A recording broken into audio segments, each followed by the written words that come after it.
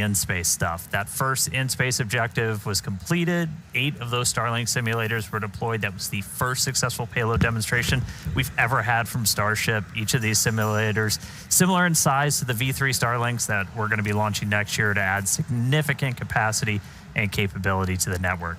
Then it was on to our second ever in-space relight of a Raptor engine. That's a key capability for when we're going to do deorbit burns on future orbital missions, and then when we're doing deep space maneuvers. Then on to the critical reentry phase, we're able to get data on the performance of that heat shield, the ship structure, push the envelope on it, using the flaps, got it down to the splashdown zone, did the landing flip, did the landing burn. Killer views from the recovery team, soft splashdown over in the Indian Ocean. We were just about 3 meters off of our target, so pretty much nailed it. It was a huge day, tons of excitement here at Starbase. Just a reminder, though, this is still the early days. I mean, we're on Flight 11 today. There's a lot more we're going to do to get full reusability, increase our launch cadence, eventually start sending missions to the moon and Mars. I mean, we've got thousands of launches to come. But for now, we're looking good for launch. Toss it back down to Amanda and Jake. Awesome. Thank you, Dan. Starship is the first orbital launch vehicle engineered to be fully reusable, just like a commercial airliner. In fact, to the end, we're actually reflying a Super Heavy booster for the second time today. This booster last flew on Flight 8. Stuff. That first so let's just start with how powerful this rocket really is. When you stack Starship up against one of the world's biggest airplanes, the 747, a single Raptor engine is actually double the thrust of all 4 airplane engines put together. So that means the Super Heavy over on the pad right now, with its 33 Raptors, is equal to the power of about 64 747s. Second ever in-space relight of a Raptor engine. That's a key capability for when we're going to do deorbit burns on future orbital missions, and then when we're doing deep space maneuvers. Then on to the critical reentry phase, we're able to get data on the performance of that heat shield, the ship structure, push the envelope on it, using the flaps, got it down to the splashdown zone, did the landing flip, did the landing burn, killer views from the recovery team, soft splashdown over in the Indian Ocean. We were just about 3 meters off of our target, so pretty much nailed it. It was a huge day, tons of excitement here at Starbase. Just a reminder, though, this is still the early days. I mean, we're on Flight 11 today. There's a lot more we're going to do to get full reusability, increase our launch cadence, eventually start sending missions to the moon and Mars. I mean, we've got thousands of launches to come. But for now, we're looking good for launch. Toss it back down to Amanda and Jake. However, as previously noted, thank you, Dan. Starship is the first orbital launch vehicle engineered to be fully reusable, just like a commercial airliner. In fact, to the end, we're actually reflying a Super Heavy booster for the second time today. Both stages are designed to return to Earth and fly again, making this the first rocket in history that will be fully reusable. Yeah, and we cannot forget that between the two vehicles is the hot stage ring, a structure made of steel that allows the ship's engines to ignite while still attached to the booster, enabling a faster and more efficient stage separation. Right now, the hot stage ring is single use, but in the future, it will be built in directly to the V3 booster forward end. And finally, the infrastructure built to support Starship is referred to as Stage 0. This includes the launch pads, tank farm, and the launch towers, which hold the chopsticks that catch the Super Heavy booster and eventually will also catch the ship. Yeah, and to get us ready for launch today, we recently conducted another static test fire, basically where we fire up the engines to mimic a launch without actually launching. We're seeing the booster on the screen right now. It's a crucial milestone to let us know we're ready to go. And then here we're seeing ship. We did this for the second time on a retrofitted mount on Pad 1. We had a full 9-second duration burn on all 6 engines. We should also note that today's launch on Pad 1 is intended to be the last launch on this pad in this configuration. As we head into the next generation Starship flight test program, we'll be modifying Pad 1 to meet the demands of our future missions. Yeah, and among many other things, we're installing a new orbital launch mount, a new flame trench system, and upgrading the chopsticks for future catches. So until that's complete, we'll be running operations from Pad 2, which will be coming online very soon. All right, let's go over to Hawthorne, where Tyler is ready to talk a little Starlink. Thank you, Jake and Amanda. My name is Tyler Lionquist, and I'm a Starlink business analyst here at SpaceX. Starlink is SpaceX's low Earth orbit, high-speed internet that's bringing connectivity both on Earth and in space. So Starship is outfitted again today with 4 Starlink terminals, powering those incredible live shots of ship in orbit, through re-entry, and then all the way down to splashdown in the Indian Ocean. Now, we've had a couple of recent milestones that are worth celebrating. Back in September, we launched Starlink for its 300th time. And this summer, we surpassed 7 million active customers with service available across 150 countries and territories. We've come a really long way since turning on service for our first paying customer in rural Idaho 5 years ago, back in October of 2020.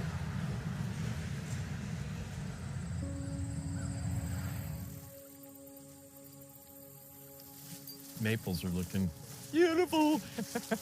I'm Wendy Layer. I live in Sandpoint, Idaho, and we are the first Starlink customers. With Starlink, we didn't have to compromise on where we live due to the lack of technology. The minute they turned it on, we could stream a movie, we could video chat, we could play games on the internet without a lot of lag. I changed jobs earlier this year, so now I actually have the ability to work remote. Here's my house. Program runs on the cloud. I can send anything I want out to get prices and designs. I like to bake, so I've been able to research recipes and try new things. Good day, go for a walk. Good day for a walk. We can live very rural, and yet we are connected to anybody like in the city.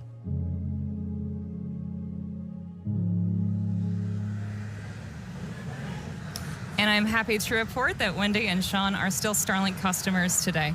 So in just over 5 years, we've added dedicated services for aviation, maritime, RVs, and rail, and have expanded our emergency response capabilities. We've activated high-quality internet for millions of people, including those that live in some of the most remote places on Earth. Starlink is enabling rural school districts, counties, and tribal governments to offer online access to education, telemedicine, and many other critical services, in some cases for the first time ever. And yet, a third of the planet continues to go without access to reliable high-speed internet, so there's a lot more work for us to do. But Starlink was designed from the very beginning to meet these needs. And as each new version of Starlink comes online, the constellation's capacity and performance increases significantly.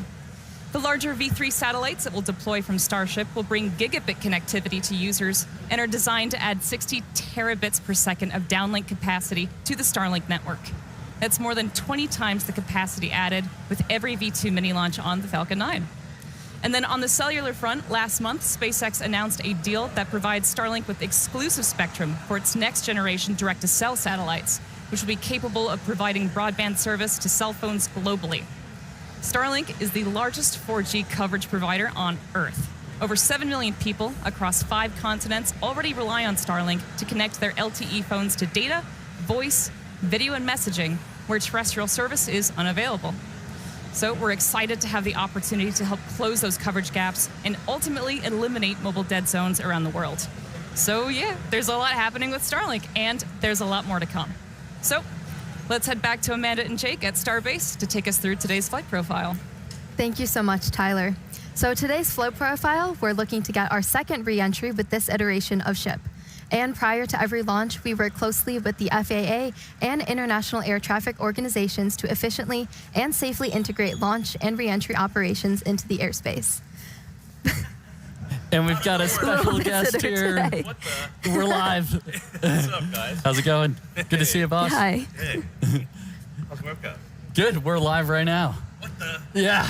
Getting ready for Flight 11. How are you feeling for it? Good. This is the first time that I'm going to be actually outside standing and watching the rocket. Normally I'm in mission control and stuff. Okay. Yeah. But now I'll be standing out in the garden there.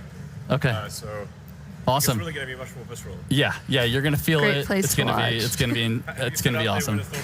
All We'll be in here this time, but usually we're out there watching. Yeah. right, sounds good. Good luck Later. and have fun. Have fun. All right, so that was an exciting cameo there. But yeah, starting with liftoff, we'll get into the flight profile here. Super Heavy will ignite 33 engines, 24 of which are flight proven today. We'll power through ascent ahead of hot stage separation, where booster will shut down all but 3 engines. Stage 2 lights its Raptor engines while still attached to Super Heavy. That is what we call hot stage separation. We'll see a directional booster flip and engine relight for boost back. And we'll be intentionally headed to a splashdown in the Gulf with a V3 style landing burn demonstration today. Meanwhile, ship will continue with its ascent burn to a suborbital trajectory, where it will attempt to deploy 8 Starlink simulator satellites. And we're also planning to relight a single Raptor engine. Then it's time for a re-entry, where we're once again testing the limits of Starship's heat shield by intentionally removing tiles. The ship will also perform a pretty dynamic banking maneuver that mimics the path of a return to launch site for Ketch that will fly on a future mission. And if all that goes as planned, we'll conclude the test with a landing flip, burn, and soft water splashdown in the Indian Ocean. So definitely another action-packed flight profile, Dan. This is planned to be the final launch of this version of Starship, version number 2. Right now, we're actively building multiple next-generation V3 Starship and Super Heavy vehicles in the factory, kind of right behind us. So let's take a minute and nerd out a little bit. All right. This is going to be launching from Pad 2, which is nearing completion down here at Starbase. Both the pad and the vehicles are going to roll in really significant changes. This is building on everything we've learned from all of these flight tests to make a vehicle that we're looking to mass produce. Starting with the Starship upper stage, which is going to look pretty similar on the outside, but it's getting pretty much a complete overhaul under the hood. We're getting major design changes to its propulsion system that's going to accommodate that new version of Raptor, which puts out higher thrust. We're also getting an energy storage upgrades, tons of avionics changes, a lot of things that will enable longer duration missions. One notable thing you'll start seeing on the outside are these new docking adapters, which we'll use when we bring 2 Starships together for propellant transfer. That's a core capability of Starship that we're going to demonstrate next year. Bottom line, though, this is the Starship we're planning to use for all of our next major milestones: orbital missions, return to launch site and catch, reuse, propellant transfer, and then making our way to the moon and Mars. Now, Super Heavy, we've shown some of this off, some of this hardware already coming out of the factory. It has upgrades like this, a redesigned fuel transfer tube. That thing's roughly the same size as the first stage of a Falcon 9 rocket. That channels all that cryogenic fuel down to Super Heavy's 33 engines. We made it bigger. Basically a rocket inside of our rocket that gives us a faster, more reliable flip and simultaneous engine startup. New booster also going to have an integrated hot stage, a lot more vent area, and it's designed to be fully reusable. Pressure from those engine plumes gets vented out, mostly offset just by the pressure in the fuel tank. That is the top of the fuel tank. And then we add a non-structural layer of steel on the top that helps take all the heating. It's mapped to where all the high heating goes. Grid fins also getting a big change, going from 4 down to 3. They're 50% larger, though, much higher strength. They're also going to get used for vehicle lift and catch. That's all made possible. There's a new catch point addition on those grid fins. We've also kind of reclocked their position on the booster. That aligns them with the catch arms. Yeah, we got it right in the middle there. All right, and then powering it all, Raptor 3. Looks radically different, just straight up radical. Tons of major changes. It's coming in higher thrust, dramatic reduction in parts, tons of control mechanisms moved inside. Our McGregor teams built some additional stands like this one, which essentially is the bottom of a Super Heavy booster, lets us do gimbal or steering tests. So that's been really exciting to see. We've also been getting vacuum versions of Raptor 3 into test. The first flight engines are already in production and are about to start acceptance testing for Flight 12. So a lot of exciting changes coming, and we're getting ready to mass produce everything, including one of the really key contributors to that rapid reusability, the heat shield tiles. Let's jump over to Tyler real quick in Hawthorne, who's got a really cool look at what's happening with tiles in Florida. Thank you, Dan. Indeed, Starship's heat shield is the linchpin to full and rapid reusability. We can't launch, land, refuel, and launch again if we have to spend months refurbishing the heat shield after every launch, like they did in the Space Shuttle program. So, in a future where Starship is flying several times a day, many, many thousands of heat shield tiles will be required. So yeah, we need to get cooking on those tiles, which is exactly what's happening inside the fully automated bakery down at the Cape. In just 3 years, tile production at the bakery has surpassed the total number of tiles produced during the 30 years of the shuttle program. To go from the raw material to a finished tile, it takes about 40 hours. And today, the bakery is producing about 1,000 tiles a day. But it's set up to produce enough tiles for 10 ships per month, which is about 7,000 tiles a day, or a tile off the line every 13 seconds. So yeah, the bakery is well on its way to providing Starship with all the tiles for missions to Mars and beyond. And for today's flight, we've made a modification to the heat shield tiles. Dan, do you mind filling us in on what's being referred to as the Crunchwrap tile? Absolutely. I always love to get to do a little show and tell. So we've got thousands of these heat shield tiles covering Starship. Now they're kind of all next to each other. There's a small gap in between all of them. You got to leave a little bit of space as that metal underneath will expand and contract. That way they don't crunch into each other and start breaking. However, that lets some of that plasma kind of seep through, and we see really high heating on the sides and then down on the metal. To help fix that, we have this, the crunch wrap that everyone has heard about. So we take essentially that's called Vulcan felt that we then wrap around. And so as these tiles are next to each other, you've got a small bit in between that's going to help offset that heating. It's just one of the ways we're continuing to iterate on this heat shield, getting towards rapid reusability. Hopefully it's going to help Starship live Moss. You know, everything is just going to get us to that end state of a fully and rapidly reusable vehicle. So pretty much the entire vehicle has those on it today. We've done this on multiple Starships previously, but this time pretty much the whole vehicle has it. So that was special for today. All right, enough heat shield tiles. Let's go quick check-in on the pad. So if you did notice, we did shift our T0 just a little bit. We're now counting down to 6:23 and 41 seconds Central Time. We shifted a little bit as we were working to finish clearing the range. We are monitoring sea and airspace, both here over the Gulf and in our splashdown location over on the Indian Ocean. We were working with the FAA, a lot of other international agencies to coordinate all of this. Good news, range is currently green. We're able to get everything out of the way that we are tracking in the Gulf. So weather status, I don't even really need to do, not a cloud in the sky, beautiful day, no probability of violation for launch at this point. We're not currently tracking any issues on the vehicle or the pad. You can see our fill levels are getting up there. We're almost completely done with our propellant loading. We've gone through all of our checkouts so far this morning, aligning our guidance, navigation, and control system, getting the vehicles ready for prop load, the farm. Everything has gone pretty smoothly so far.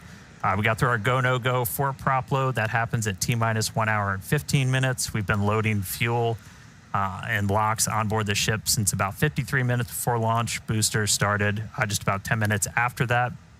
We continue loading prop until just around 3 minutes before liftoff, and then at that point we'll be ready to go. So bottom line at the moment, we're looking real good. Again, 6:23 and 41 seconds Central Time is our target T0, so we're going to keep counting down. Sounds like great news so far. Thank you, Dan. And we do say it repeatedly because it's important to understand, but these flight tests are all about the data. Data helps us build and fly faster until we're eventually ready to fly people and cargo at scale to Mars. That is our foundational mission and basically just the major inspiration for our work here every day. Yeah, that's exactly right, Amanda. And our first missions to the Red Planet are just down the road, and we recently shared some exciting news. Starship cargo flights to the Martian surface for research, development, and exploratory missions begin in 2030. And we already have our first customer. Yeah, exactly. Starship is open for business, and one of the first payloads will be provided by the Italian Space Agency. They recently signed a first-of-its-kind agreement to carry Italian experiments on the initial Starship missions that deliver customer payloads to Mars. In related news, Starship cargo flights to the surface of the Moon for research, development, and exploratory missions will start in 2028. So a ton of Starship activity to look forward to, and if you'd like to learn more about our mission to making humanity multiplanetary, go ahead and visit spacex.com/Mars. Okay, now as we get closer to launch, development continues down here at Starbase, Texas, to shape this growing city into a truly unique place to live and work. And part of being a city, particularly one surrounded by nature, is environmental stewardship. The nearby Boca Beach dunes have unfortunately been eroding at an alarming rate for some time, so SpaceX is teaming up with Cameron County and the city of Starbase to stop that erosion and hopefully preserve the beach for years to come.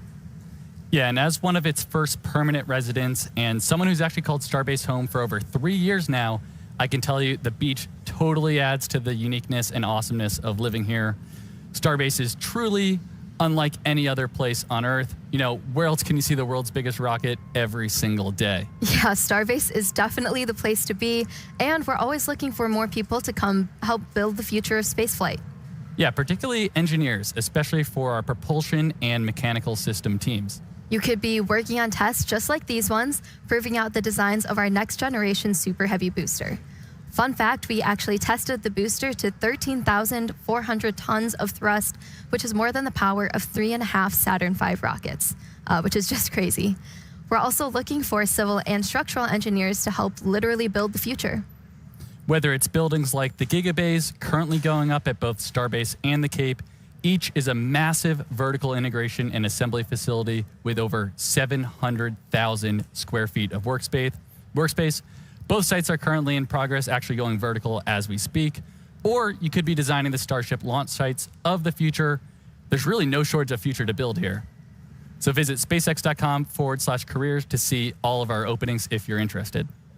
Okay, now as we head into terminal count, all eyes are on the rocket. Dan, how are we looking? Are we green? Amanda, we are so green. Everything's still looking really good. So we've got a green range, not tracking any blockers there to launch. We're continuing to load prop on board the vehicle. We're just about to close out, so we'll close out again, just about 3 minutes and 20 seconds before liftoff. We'll close out on ship, and then booster just about 30 seconds later. And then you end up with about 11 million pounds of liquid propellant on board those two stages. After we're fully loaded on the vehicle, the pad itself gets ready for launch. We do what's called pushbacks. We clear all that prop out of the lines in the tower and the feed system back into the tanks to get ready for launch. And then in the next couple of minutes, we're going to do our final GNC guidance, navigation, and control system alignment. We're going to arm the automatic flight safety system, and then we're going to do final kind of wiggle checks on the steering for the engines, which we might be able to catch a quick peek at as we get closer to those. If we need to hold, which we are not currently tracking a reason to, that would happen at T-minus 40 seconds. It's built into our countdown. We can pause and wait there for any final checkouts, anything that we need to hold for. Once we pass that T-minus 40 seconds, a number of events will occur in rapid succession. The ground spin and ignition systems come up to flight pressure, and ship switches to internal power. After that, the quick disconnect arm lockout is removed in preparation for retraction shortly after T0. Now, once we pass T-minus 40 seconds, if any problems come up, we do still have the ability to recycle the count under certain conditions back to T-minus 40 seconds and hold there to assess what happened and then see if we can proceed again to liftoff. Yep. However, once the water for the deflector system begins flowing at T-minus 10 seconds, any issue after that would be an automatic scrub for the day, as teams would need to refill the deflector's water tanks as well as the propellant storage tanks at the tank farm before making another attempt. All right, we are coming up on 3 minutes away from launch. You can see the frost line all the way up. We've just closed out prop load onto the ship. Booster coming up shortly. Yeah, in about 10 seconds, we'll finish loading prop on the booster, and then again, we'll have about 11 million pounds of that liquid oxygen, liquid methane on board the vehicles. Not currently tracking a reason to hold at T-minus 40. It can pop up at the last moment or after we pass that gate. We can always hang out there for a couple of minutes if we need to. We do have some extra time. We're not constantly topping off the propellant in these vehicles, so we have about a 7-8 minute window where we can wait for any final issues to clear. We're not currently tracking a reason to hold there. Again, our range continues to be green as we look at sea and airspace, both out over the Gulf and in our reentry zone out in the Indian Ocean. All right, 2 minutes, 15 seconds to go. A lot of things on tap for Flight 11. Planned to be the last launch of this version of Starship and Super Heavy. Once again, we're really focused on getting ship over to reentry. Once we get to that phase, we're going to dive in. There's a lot of exciting stuff that's going to be happening on our way back through and down to the ground, hopefully out in the Indian Ocean. Minute 45. Should hopefully be seeing, there's a quick wiggle check. Checking out the thrust vector control, the steering on the booster. We use those inner 13 engines. Doing their one final dance before the big show. And we'll do that one more time after we cross that T-minus 40 gate. All right, range continues to be green. Still not tracking any issues on vehicle or pad. 1 minute to go.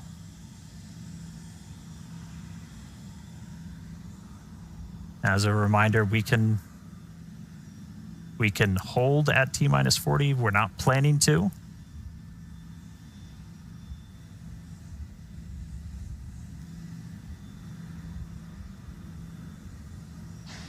All right. We're through T-minus 40.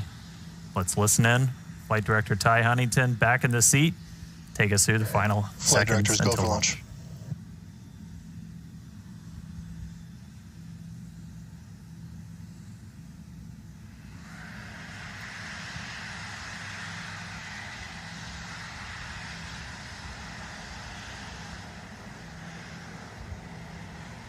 T-minus 10, 9, 8, 7, 6, 5, 4, 3, 2, 1.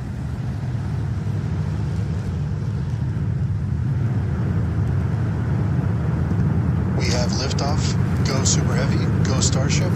Thanks for all the historic flights, Pad 1.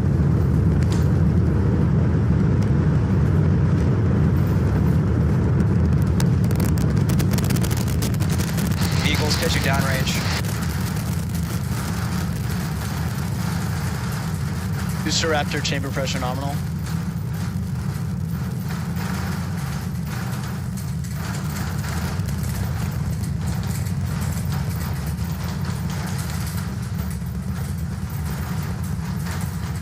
Booster and ship, nominal power and telemetry. All right, we are about 45 seconds into flight. We're still getting the rattle here at Star Factory. We are seeing 33 out of 33 Raptor engines lit on Super Heavy as it arcs across the Gulf. Coming up next on Max Q.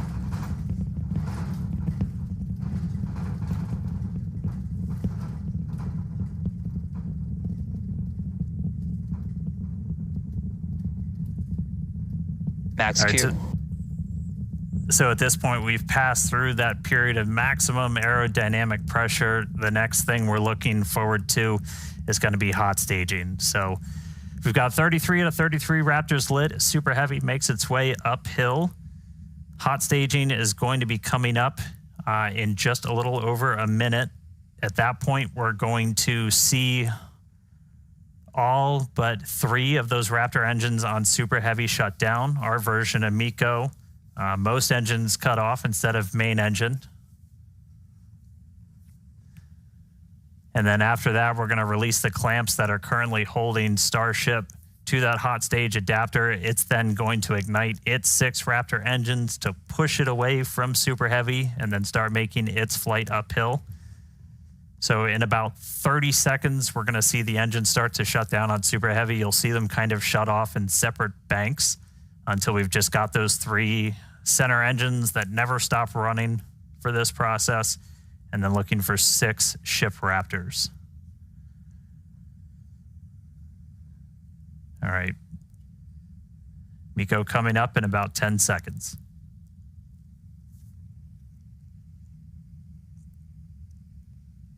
See the engines throttling down. Booster engine cutoff.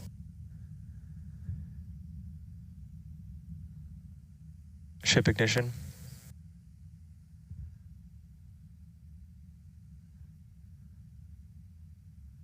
Stage separation. Use backburn startup.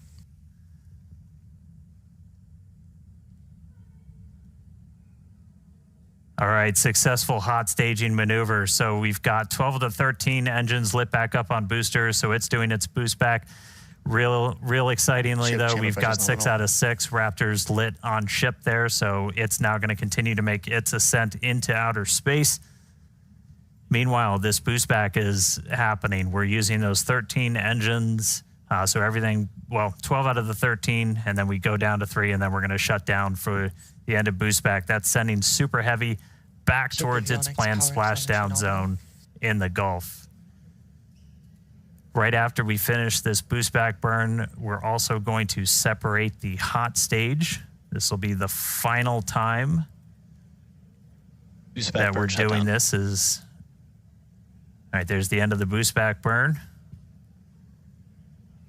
We should be seeing the hot stage.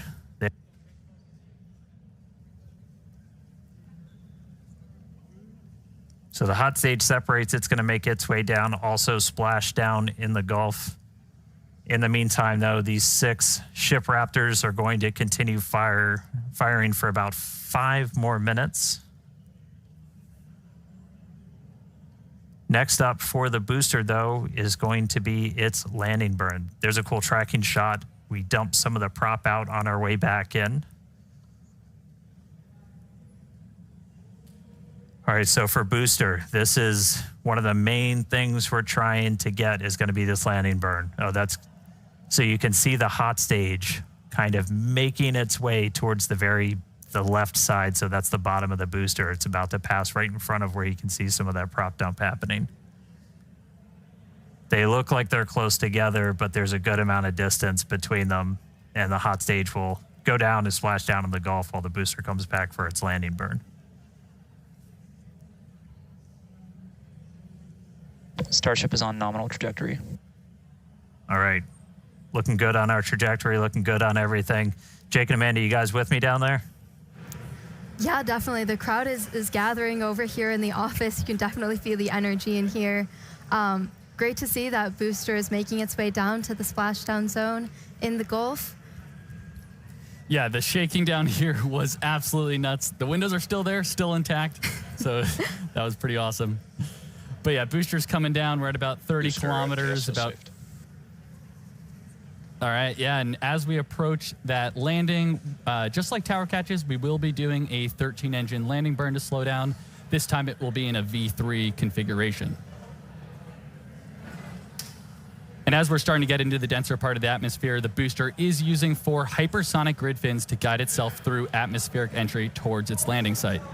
And we're just about 20 seconds away from landing burn start, where we'll first ignite the center 13 engines, then bring that down to 5 to slow down the booster for landing. And finally, that will come down to 3, and we'll cut all of them off while we're still about 200 meters in the air. So booster is going to see a bit of a harder Booster landing burn startup.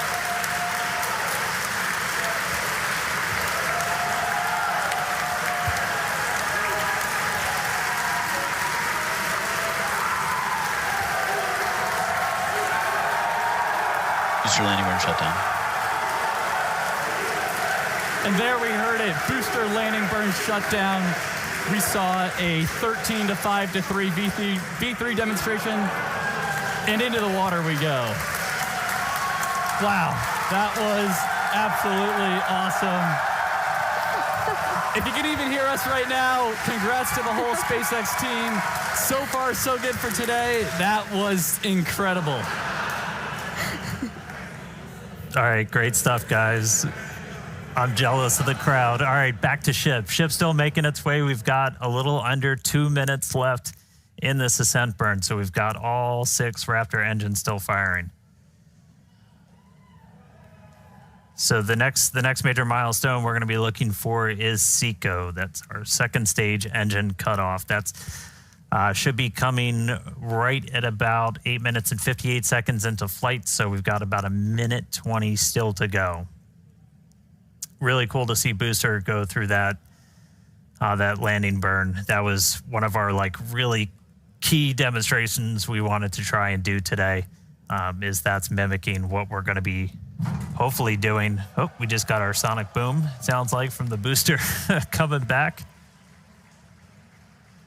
All right, less than a minute to go. So we are going to see the 3 RVACs, the vacuum optimized engines, shut down first, and then we'll shut down those 3 center engines. So we should be a little under a minute until SECO. Just a reminder, this is putting us into a suborbital trajectory, so we're intentionally just going slow enough that we're not going to achieve full orbit. This puts us on a course where those engines shut off, and no matter what, we're coming back. Starship is in terminal guidance. In the Indian Ocean. All right, terminal guidance. So we should start seeing the shutdowns come up in just a couple seconds. Less than 30 seconds to go in this ship ascent burn.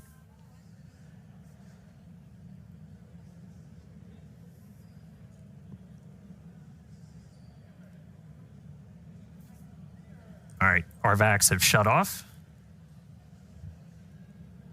3 more to go.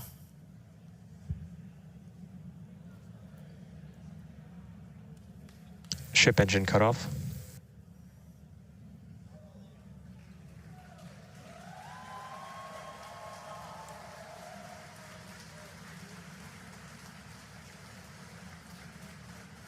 All right. All ship Raptors have shut down. Nominal orbit insertion. You just heard nominal orbital insertion, so we are on the path that we wanted to be. So we've got a ship back in space, a whole lot planned for it, lots more still to come. Great seeing Super Heavy make its way to the water, but I'm excited to see what Ship can do in space. How's everybody doing down there?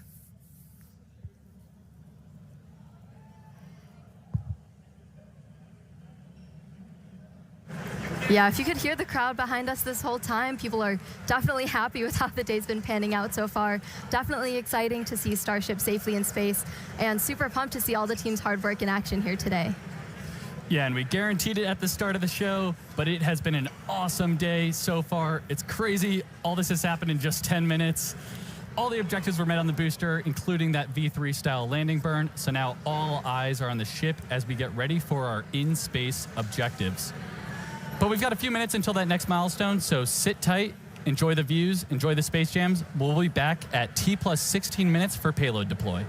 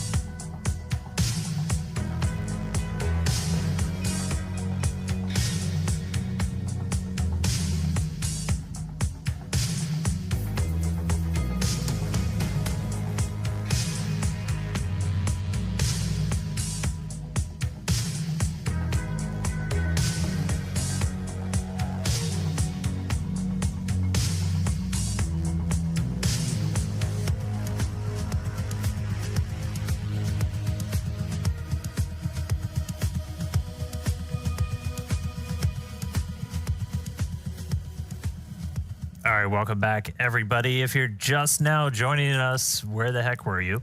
But we are getting ready for payload deploy. That's going to start once we get the payload door open. That should be happening, or at least starting, within the next minute or so. It's been a really cool flight so far. Quick look inside the payload. We've got 8 Starlink simulators getting ready to make their way into outer space. But great flight so far. Booster able to make it all the way to its splashdown and landing burn experiment. So that was really exciting to see. We got ship on orbit, nominal orbital insertion, so right in the money with its trajectory. Now we're ready to start tackling a couple of in-space objectives. So next up, we are currently venting down the nose cone, essentially the payload area of Starship, as we get ready to open up this payload door. We were able to do this successfully for the very first time on our last flight, on flight 10. Oop. Hal got ahead of me. Looks like he's opening up the payload door already.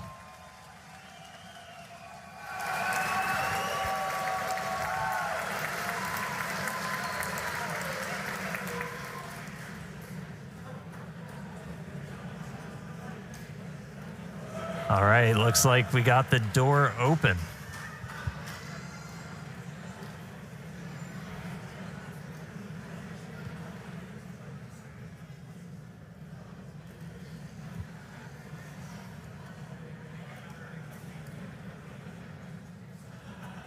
All right, so payload door is open. Next up, going to be to start deploying these Starlink simulators.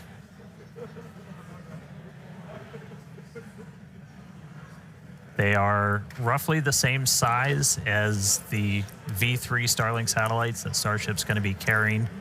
That's going to add some pretty crazy capacity. We'll run through the numbers in a little bit. We were able to do this for the very first time ever on our last flight, and so this will be another test. We made a couple of tweaks to the rails for deploying this based off of what we saw last time, but excited to see these get out the door. Our next iteration of Starship's also going to have kind of a more powerful PEZ. It's going to deploy these at a little bit faster speed, but looking to see our next demonstration of this hopefully in the next couple of seconds. We should start seeing them move out the door.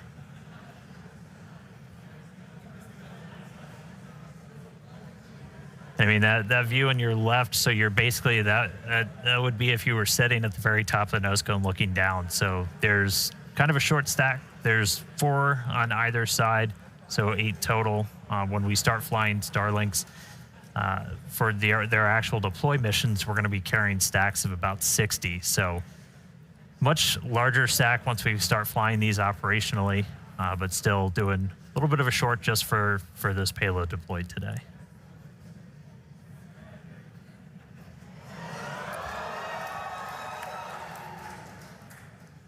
Looks like we got a little bit of movement there, Dan. Coax it out. Get it moving, Jake. There we go. All right, first one going out.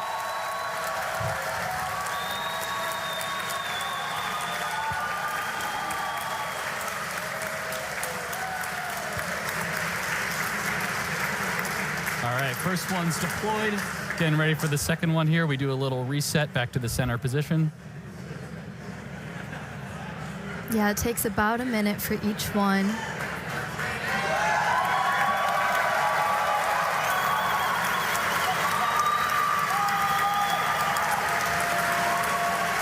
Looks real smooth too. They made a couple of tweaks to those rails. If you watched the last ones, it had a couple of bumps on the way out, but moving out super clean this time. Yeah, and as noted earlier in the show, but definitely worth repeating, Starship will deploy Starlink's more advanced V3 satellites, adding 60 terabits per second of capacity to the network per launch. So that's 20 times more than each Falcon 9 launch does today. Just incredible.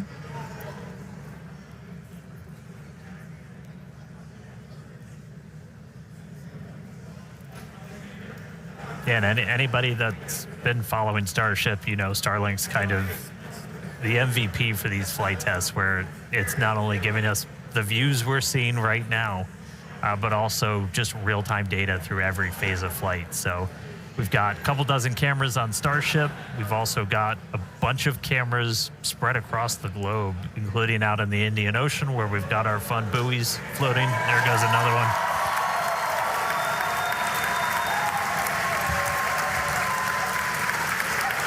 And I mean, we're using Starlink to bring all of this together. It's our drone shots you see here from our great team down here at Starbase, all connected. So Starlink not only giving us cool views off the planet, but also on the planet, help bring everybody along for all these Starship flights.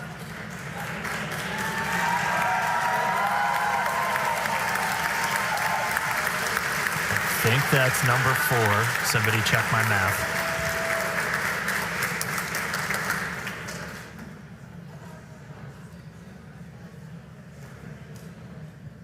Yeah, we've got 4 Starlink terminals on the outside of Starship. He uses that to talk to the constellation. And through that, we actually get about 120 megabits of bandwidth for our downlink. That's our real-time HD video, all of our telemetry. So it's not just kind of giving us these cool views inside, but it's giving all that engineering data in real time, including re-entry. When normally a plasma layer builds up and blocks you out, Starlink, powerful enough of a frequency that we're able to kind of punch through that and still get that live view.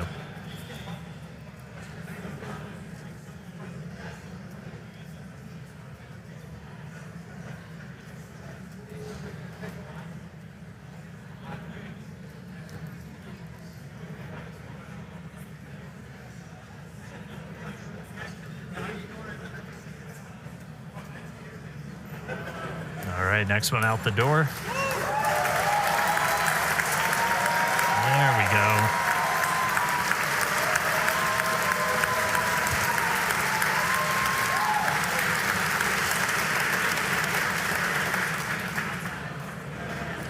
All right, yeah, Starlink is the world's largest satellite constellation operating in low Earth orbit to deliver high-speed, low-latency broadband internet. This provides internet access to people around the world, many of who have never had connectivity before. Oh.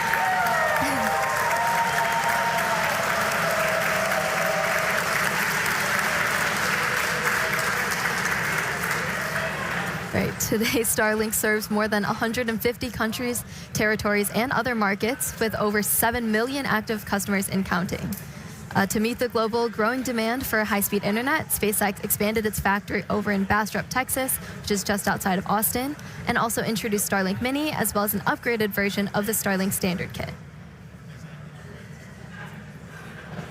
Yeah, and one thing to note about this satellite deploy is that they will be following the same suborbital trajectory of the ship.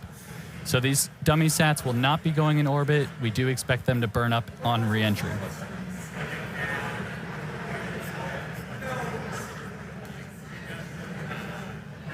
All right, couple more to go. I promise one of these days we'll deploy in daylight.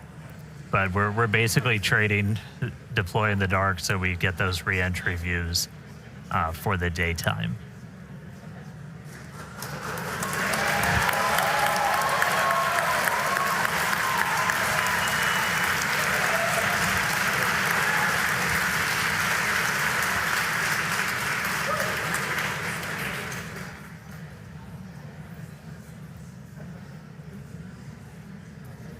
All right, I think we got one more to go.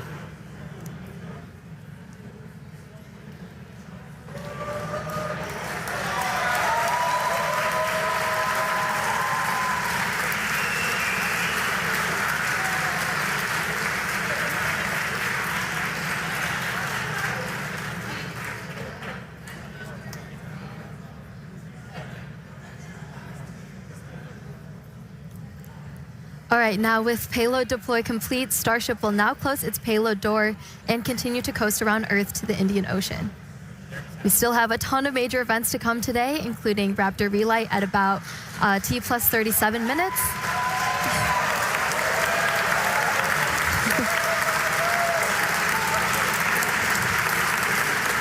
That will be followed by atmospheric reentry and splashdown. So with that, we're going to go on another quick coast. Yeah, if you can hear us.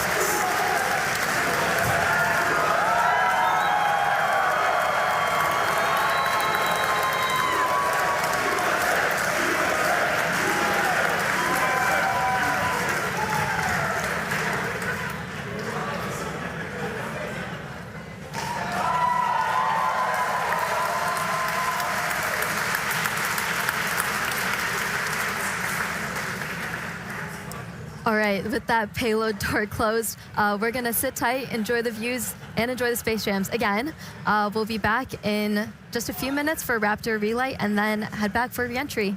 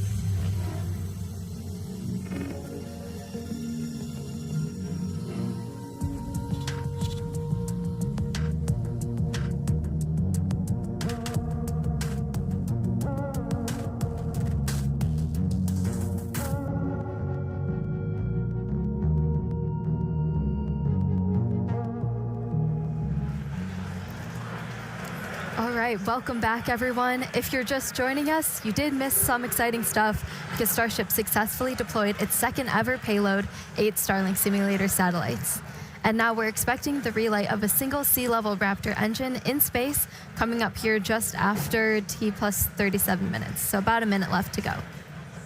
Yep, just a little while. I think we're tracking to 37 in around 49 seconds or so. So we should be just about a minute and a half. We're, again, as Amanda just said, we're going to relight one of those center engines. This will be the third time that we've tried this. We did it successfully back on Flight 10, and then we did it for the very first time back on Flight 6. This is not a deorbit burn. This is demonstrating essentially all of the systems you would need to do a deorbit burn. So that's obviously your Raptor engine, and then also your header tanks, your smaller tanks in the nose cone, where we have liquid oxygen, liquid methane in a smaller, more easily pressurized container, which we can use for on-orbit burns. And we're also going to tap into those when we do our landing burn. So this will be a critical capability. Once we go to full orbital missions, you'll have to do a deorbit burn to break out of orbit, send it back down to Earth.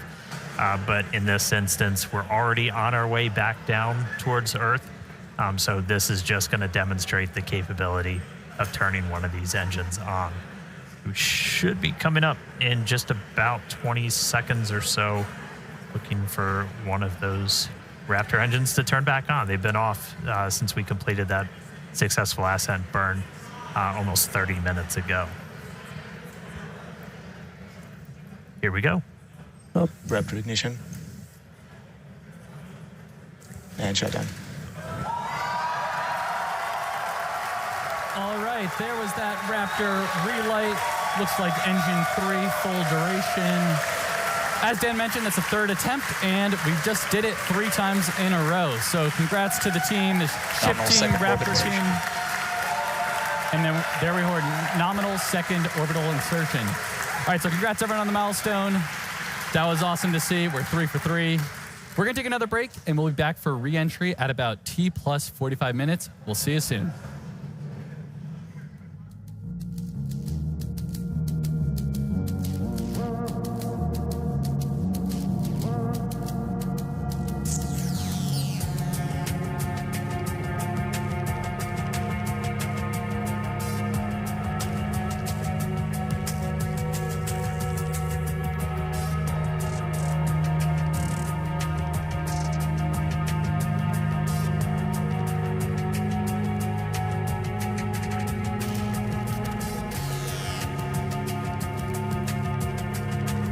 Starship is slewing for entry.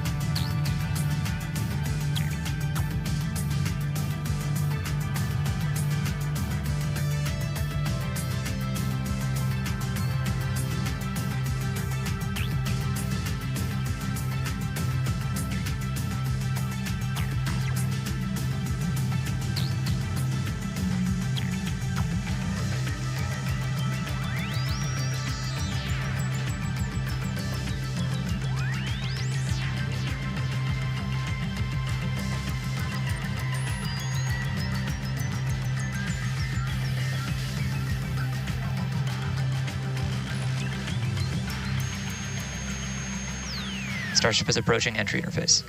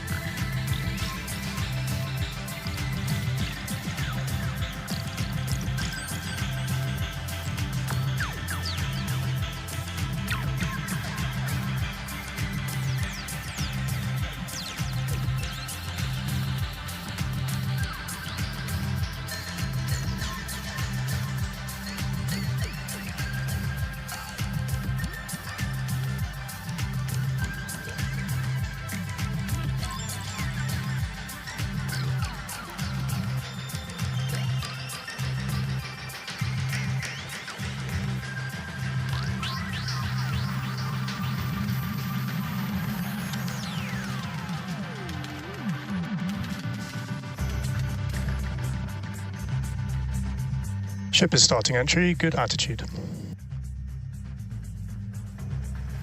All right, welcome back, everyone. The ship is currently re-entering Earth's atmosphere. As a reminder, we don't plan to recover the spacecraft today, but rapid and reliable reusability is the ultimate goal. Yeah, the light show has already begun. You can see plasma starting to build on the windward side of the rocket there. And, re-entry is a critical phase of flight, and we need information on how the ship systems perform. Re-entry is also extremely demanding portion of flight because we need the ship to scrub off all of the energy we used to launch the rocket. So remember the 33 engines plus the 6 engines on ship that we used to get up into space, we now are using aerobraking essentially to scrub off all that energy. And of course, Starlink is a big part of this, giving us the views we have right now, and also letting us gather as much data as possible, which again is really the main reason why we do these flights. And the view we have right now is actually a really good example. As we mentioned at the beginning of the broadcast, we have some tiles on the leeward side of the flaps here, and we have some different mechanisms, some stud out, basically to see if these tiles will hang on. And we can see already here, it looks like we kept most of them, but I think I see a couple there that are no longer there. So the thermal team is definitely going to be digging into that and taking that data to help us iterate on V3. So yeah, Starlink provides us with one more path to collect data and help us rapidly iterate Starship's design. And if the ship does manage to make it all the way to re-entry, we'll collect valuable data on the spacecraft flying through the Earth's atmosphere at hypersonic speeds, or more than 5 times the speed of sound.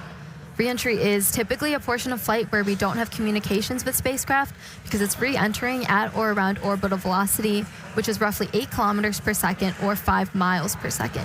At those insanely high speeds, the spacecraft moving through the atmosphere creates a plasma field around the vehicle. Yeah, and that blanket of plasma distorts communication frequencies, so it's not uncommon to experience brief blackouts in communication.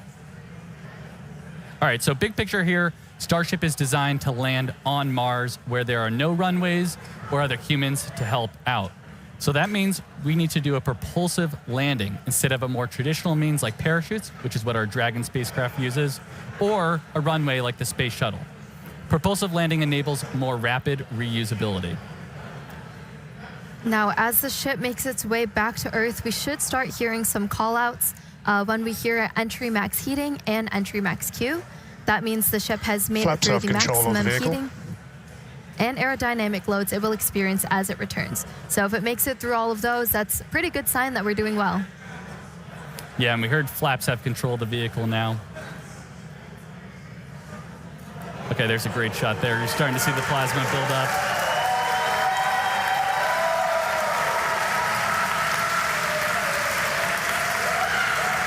So we will hear a call out when the ship is transonic and then subsonic.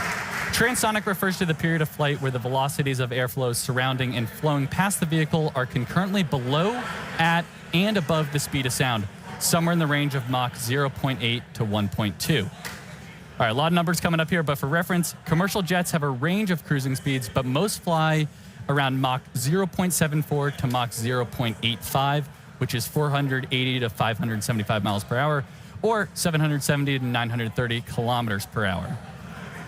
Right now, we're going a little over 26,000 kilometers per hour. So compare that to the airplane at 930. It's like pretty crazy how fast we're going here. All right, and after we hear the call out that Starship is transonic, we should hear the call out that Starship is subsonic.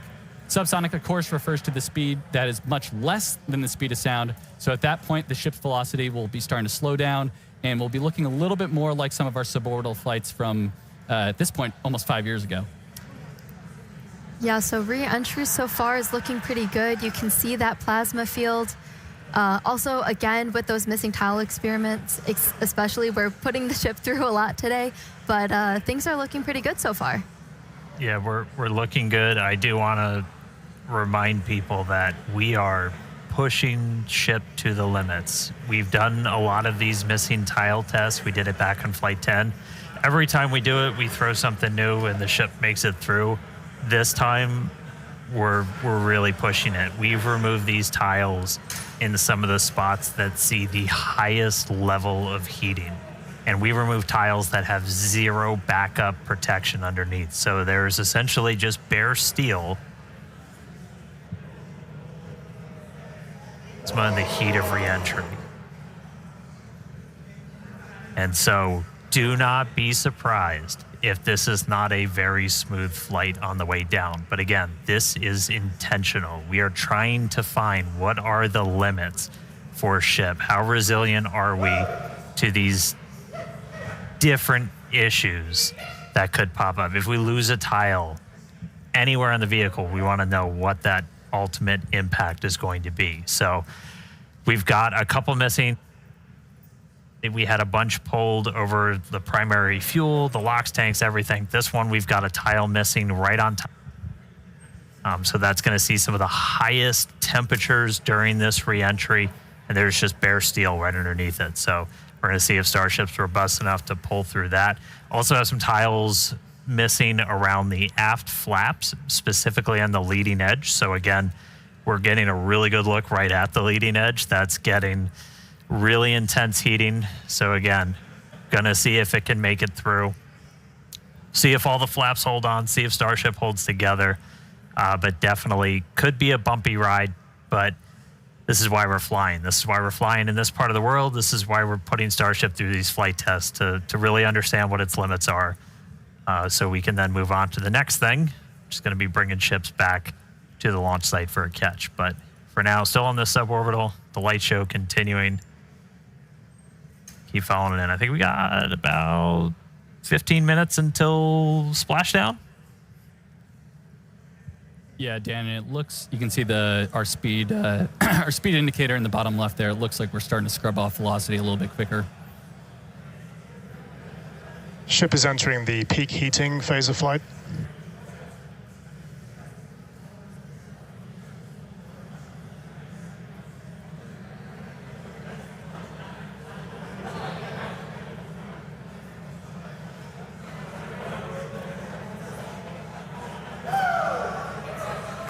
Looks like we can see some clouds down there as we pass through 70 kilometers altitude.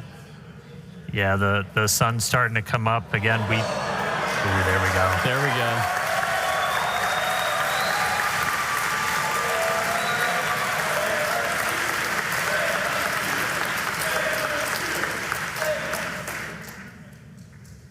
Skirt is intact so far this time. If you watched Flight 10, you saw we entered with a little bit missing. That was ultimately traced to a little bit of buildup. We dumped prop on the way. We had a little bit of solid propellant buildup, and then either static discharge or the plasma ignited it, took out a tiny bit of that skirt, some of the aft flaps, but Starship, again, was able to fight through it, make it all the way to that landing burn. We addressed that, changed some of our prop dump con-ups, though, so should not be seeing that this time around.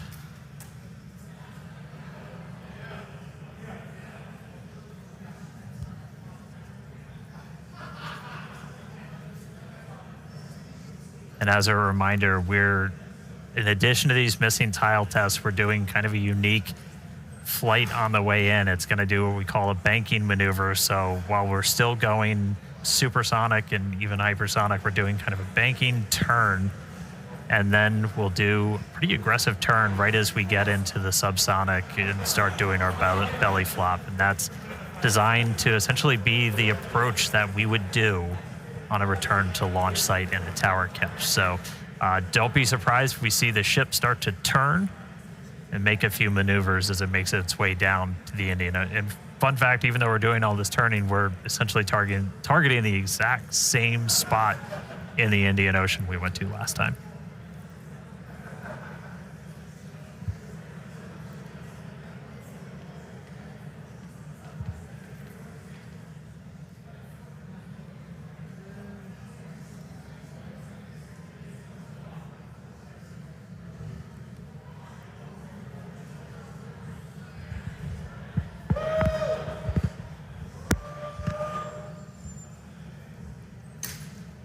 All right, just about 12 minutes to go. Still looking good. That gives a pretty good view of those aft flaps where, again, on the leading edge, I think it might be on the one on the other side, we had some tiles removed with no backups behind it. So again, we're really trying to stress some of the most sensitive areas around Starship, where basically if you lose a tile, it's the worst possible spot. And if we're able to make it through this, then that tells us quite a bit about just how resilient this vehicle is.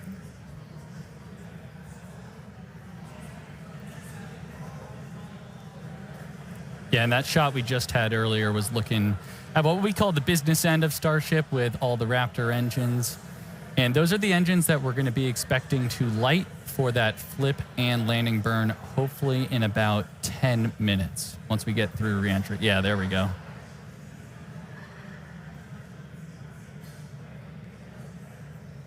Yeah, looking at E3, that's the one we did the relight on. So it's 2 for 2 so far. We'll see if it can go 3 for 3. Yeah.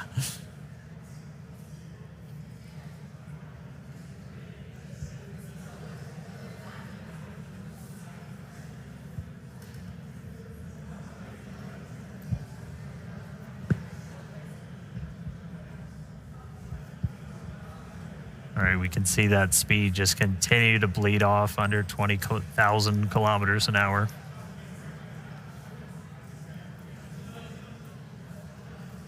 Ship's still holding together.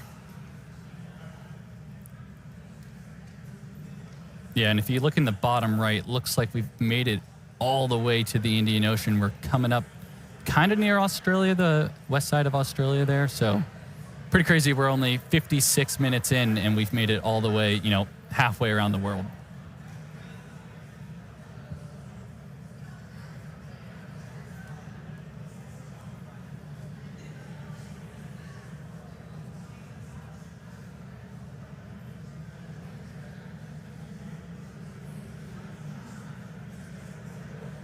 It's actually a good demonstration of a future capability we hope to have on Starship, where we will do point-to-point transport on Earth.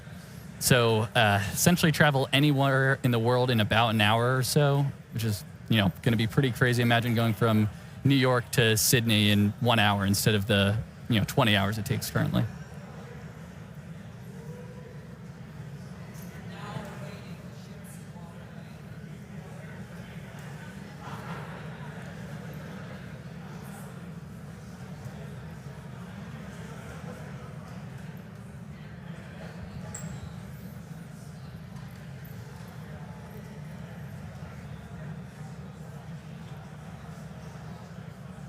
And a reminder, so this camera is, we see some of the heat rate picking up a little bit. And this camera is embedded right in the end of one of those forward flaps, so you see it moving around. That's the flap adjusting to maintain control.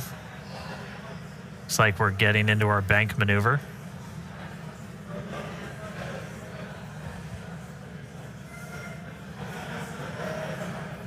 Now power sliding through the atmosphere. External temperatures are coming down.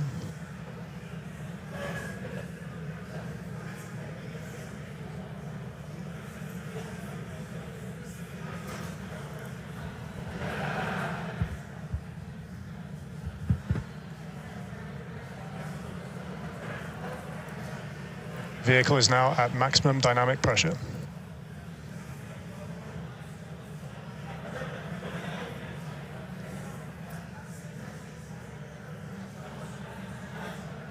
All right, that was basically our reverse max Q. So most aerodynamic stress that it's going to see during reentry, we just passed through it. So we're past that. We're past peak heating. Ship's still holding together. So we're currently in this bank maneuver. We're going to see it kind of roll over and do a pretty significant shift as we get down closer to the subsonic speeds.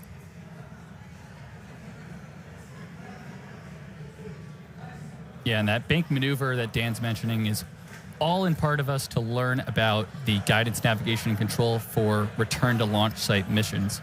So in the near future, we're hoping to return the ship back to the same pad we just took off on 59 minutes ago, and we've got to do some of these pretty dynamic bankings to make that trajectory work out.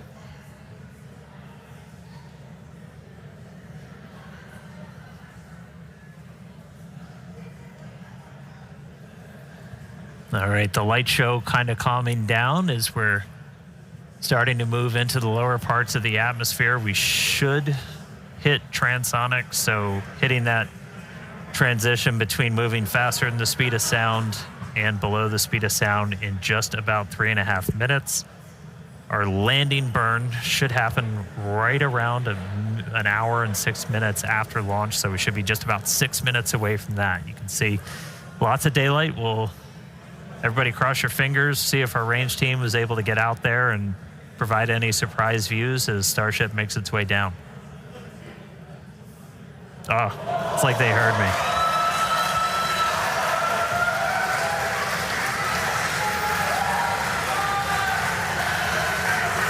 Ready and waiting, let's go. Dan, you just spoke that view into existence there. And again, all brought to us by Starlink. Maneuver has started. All right, there we go.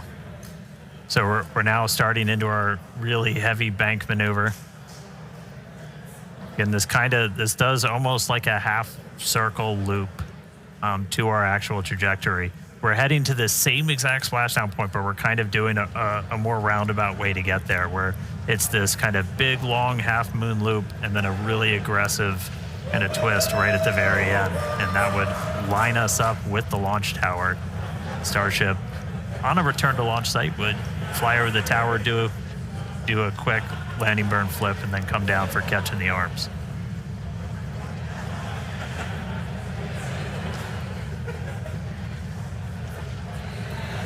How about that S38 decal there staying strong on that view we just had? Good to see the numbers back on. Yeah. All right, should be hitting transonic in about 2.5 minutes. Landing flip coming up in about 4. Pretty clouds there in the Indian Ocean today. Again, yeah, we changed our launch times. We launch in the evening now, so we get these daytime views down in the Indian Ocean. One of the things we're really looking for, the reason we have the drone, other than, yeah, that looks really cool, is we're able to kind of see the ship. We can only see so much from these cameras. You can't see like the vast majority of the heat shield. So we throw these buoys out there. We've got there's... You spoke it again, Dan. There it is. They're playing with me in the control room. All right. But we have these buoys out there. We have these drones that we're trying to see externally how the heat shield held up. Everybody saw from Flight 10, it had a little bit of a paint job, a little bit of a reddish hue. That was from those metallic tiles that we had tested, kind of oxidizing really rapidly in that plasma and then spreading those little oxide particles all over the heat shield. No metal tiles on this flight, so not expecting to see that. Dynamic pressure is coming down.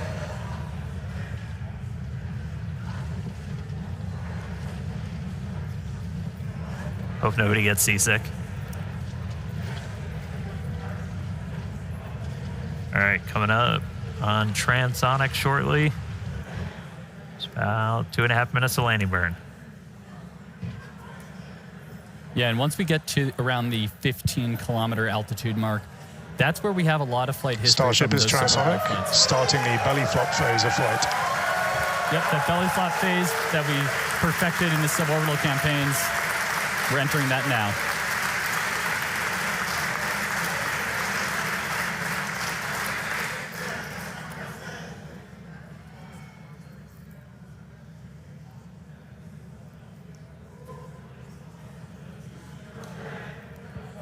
Right, starting to get those Raptors ready. Should be 2 minutes away from landing burn. Again, we're going to do a flip. After we ignite those engines, we'll go from 3 down to 2 for the final phase of the landing burn and look for another soft splashdown, hopefully by our buoy and drone, which are hanging out, ready and waiting for a ship.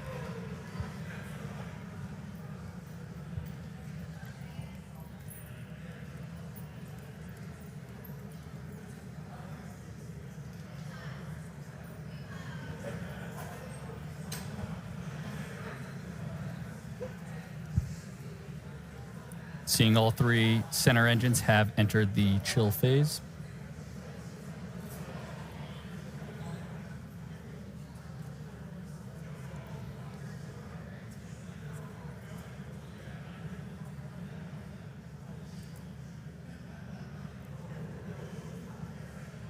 All right, less than a minute to go.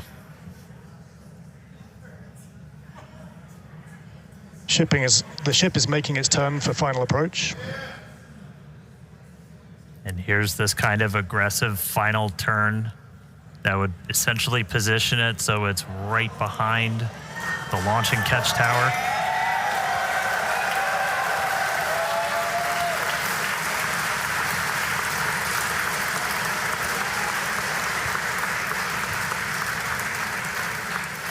Flaps holding strong. Landing burn in just under 20 seconds.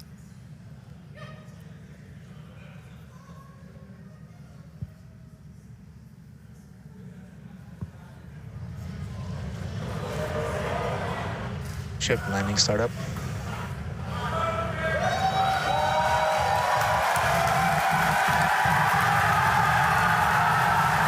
There's our landing burn.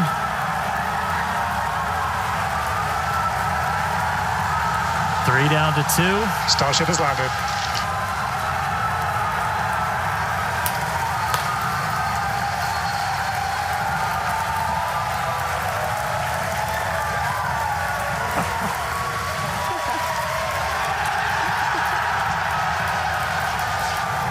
As we said, we're not planning on recovering the ship today. Hey, welcome back to Earth, Starship.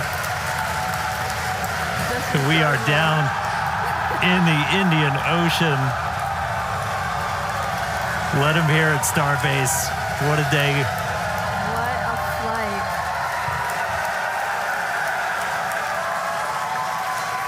Oh. All right. Welcome back to Earthship. What a day. A whole lot more to go through. As you just saw, everybody here at Starbase pretty hyped. Hey, Tyler, out of Hawthorne, how's everybody holding up? Thank you, Dan. We had a fantastic time watching. It was another exciting Starship flight test in the books, and we hope that you enjoyed those Starlink views too. So congratulations to the team at Starbase and everyone here and around the company. So many employees contribute to the Starship program as we continue to iterate and make progress towards a multi-planetary future. So that wraps it up for us here in Hawthorne. Thank you for tuning in, and back to you guys. Yeah, what an incredible launch today. We had successful liftoff. Booster completed its objective, successfully splashed down over in the Gulf. Obviously, we saw another amazing Starlink deploy as well from ship. Yeah, we made it through that re-entry, testing all the different experience. We had missing tiles, gave us quite the light show. We had that Raptor relight 3 for 3. That was ahead of re-entry, of course. And then that awesome splashdown that we just saw, including that dynamic banking maneuver to simulate RTLS when we returned to the launch site. So yeah, we promised maximum excitement, and Starship delivered. Definitely. Congrats to all our teammates at SpaceX and to everyone who's supporting the Starship program. And thank you to all our future customers for your support. We'd also like to thank the fine people of Cameron County, including the residents of its newest city, Starbase, as well as the Coast Guard, the Federal Aviation Administration, the Government of Mexico, and the Australian Space Agency. Yeah, be sure to follow SpaceX on X for updates and about more of the exciting views we didn't get to feature on today's broadcast. And if you're interested in more launch coverage just like this, head over to spacex.com/launches for the most up-to-date information. All right, I will take us out. Hey, congrats, Jake and Amanda. You guys did amazing. Great job.